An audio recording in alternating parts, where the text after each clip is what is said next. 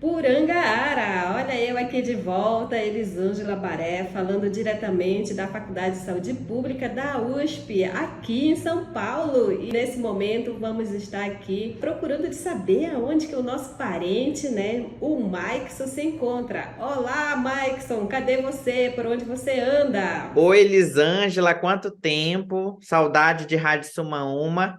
Eu tô em Dubai, do outro lado do mundo, e tô no hotel nesse momento, mas eu tô fazendo parte da Conferência do Clima da ONU e queria saber qual é a dúvida que você tem, se você tem outras dúvidas aí dos nossos parentes. Manda pra gente as perguntas que a gente vai tentar responder do lado de cá. Sim, Maikson, eu tenho uma pergunta para você, já que você está aí, né? E eu queria saber como os países do primeiro mundo, né, estão se organizando para minimizar os fenômenos da natureza. Bom, Elisângela, a gente ainda está em momento de negociações. Muitas negociações são a portas fechadas, mas a gente percebe que não há interesse dos países ricos em olharem com mais atenção para as mudanças climáticas, para esse avanço das temperaturas, e não há muita boa vontade. Por exemplo, a gente não teve a participação do presidente dos Estados Unidos, do presidente da China, que são importantes, que deveriam estar nesses espaços. A gente está fazendo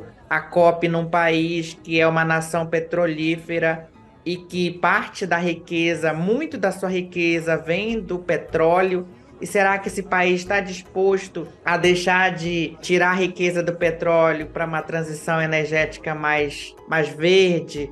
E, sobretudo, também de quanto que esses países vão colocar dinheiro e colocar metas, né? Quando que a gente vai parar de usar combustíveis fósseis para estar atrás de uma energia renovável, para ver se a gente consegue parar, né, essa questão do avanço do aquecimento global. Os países ricos poderiam estar pegando exemplo dos povos indígenas, que são uma população de 5% apenas, mas é a população que mais preserva. Exemplo tem, mas falta boa vontade, falta incentivo e falta pressão da sociedade para que a gente realmente tenha mudança.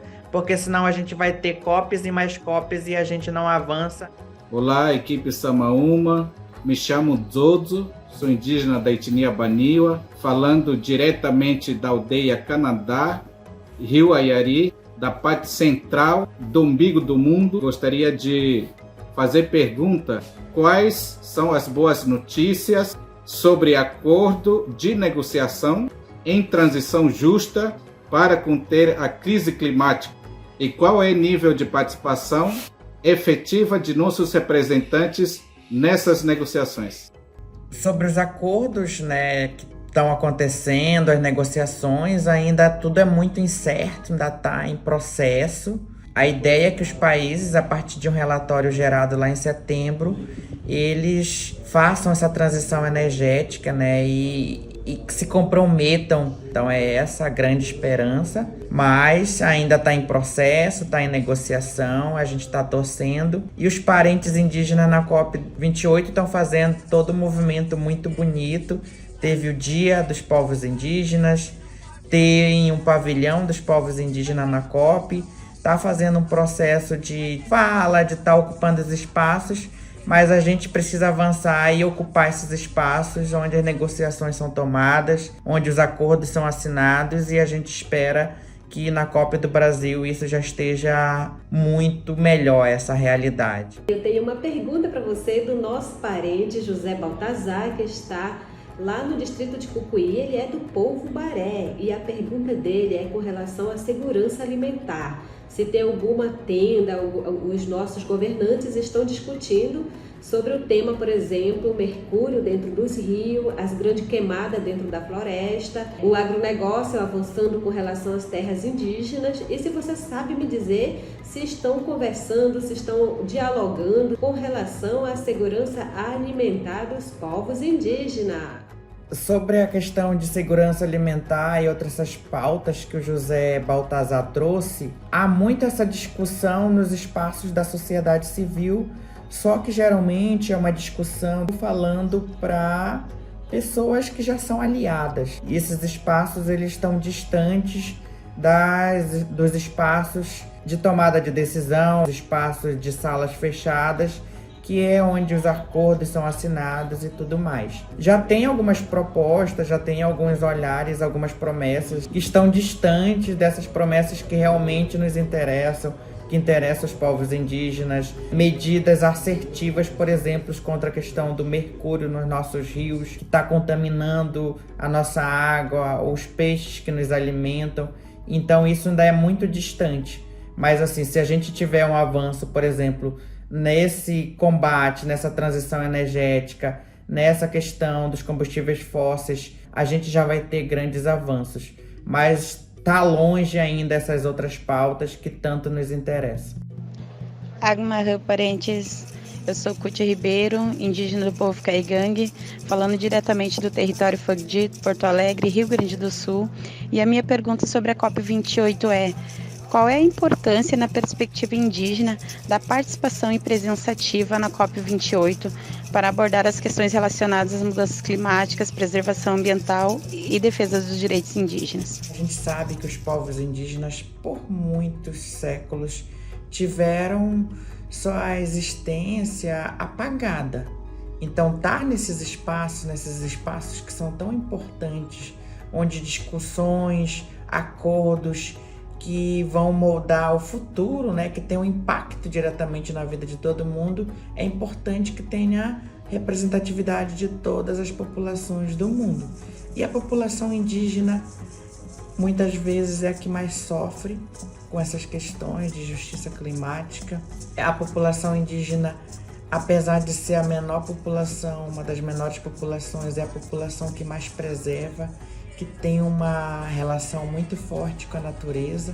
Então tá nesses espaços, ocupando esses espaços, marcando presença, e a gente sabe que não vem nada de graça. As coisas foram acontecendo com muita pressão, com muita luta no movimento indígena, e tá nessa COP uma delegação muito grande, também é muito importante nesse processo de estar marcando o território, de estar lutando, de estar trazendo essas vozes e fazer com que todo esse movimento e com que os não indígenas aprendam com os indígenas.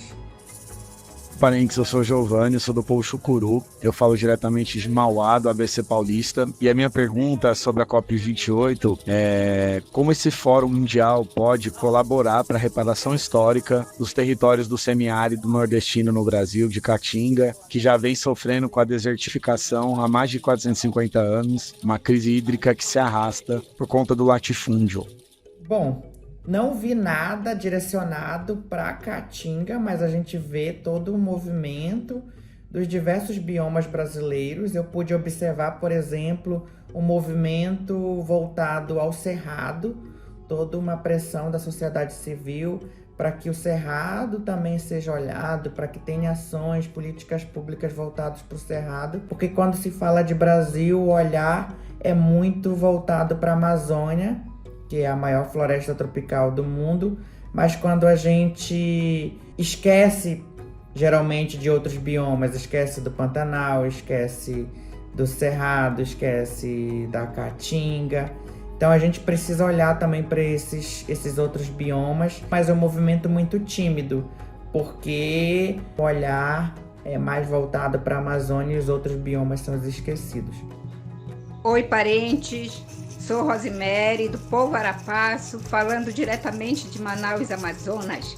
E a minha pergunta sobre COP28: qual é a visão e a meta dessa COP28 para os territórios originários do mundo?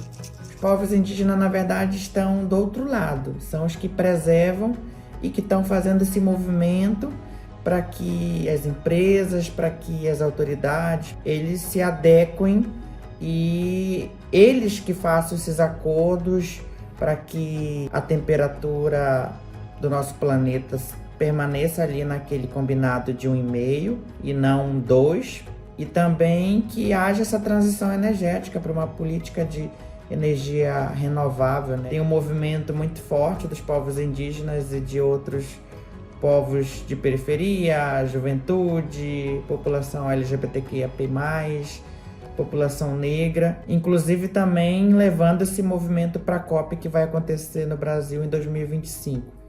Coqueturetê, Elisângela, muito obrigado pelas perguntas. Espero ter respondido bem. Algumas respostas não dependem de mim, infelizmente. Foi muito bom ter você aqui com a gente. E é isso, muito obrigado. É isso aí, Mike, isso aí, parente. Boa sorte para você fazendo essa cobertura na COP. E é claro, eu, como comunicadora indígena, só tenho que agradecer pela sua disponibilidade. Agradeço muito, muito mesmo por você ter respondido as perguntas dos nossos parentes. Muito obrigada, Coqueturetê. Até a próxima.